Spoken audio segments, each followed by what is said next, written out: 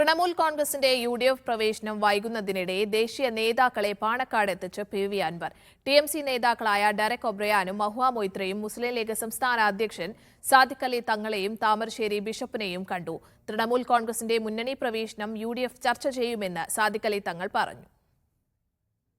രാവിലെ PV. അൻവറിനൊപ്പമാണ് Derek ഒബ്രയനും Mahua മൊയ്ത്രയും പാണക്കാടെത്തിയത്.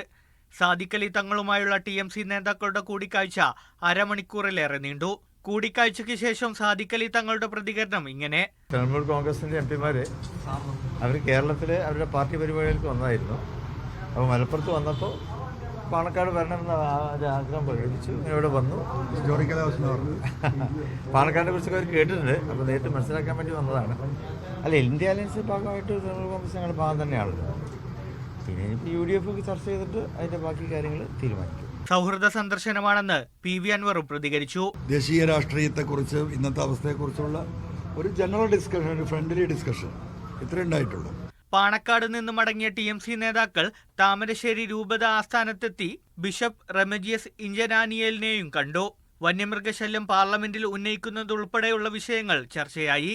Trinamool കോൺഗ്രസിന്റെ UDF മുന്നണി പ്രവേശനം വൈകുന്ന സാഹചര്യത്തിൽ സാമുദായിക നേതാക്കളുമായുള്ള കൂടിക്കാഴ്ചയ്ക്ക് രാഷ്ട്രീയ പ്രാധാന്യമേറെയാണ്. നാളെ മഞ്ചേരിയിൽ നടക്കുന്ന ടി.എം.സി സംസ്ഥാന പ്രതിനിധി സമ്മേളനത്തിൽ പങ്കെടുക്കാനാണ് ഡെറിക് ഒബ്രയനും മഹുവ മൊയ്ത്രയും കേരളത്തിലെത്തിയത്. കോഴിക്കോട് ബ്യൂറോക്കൊപ്പം മീഡിയ 1 മലപ്പുറം.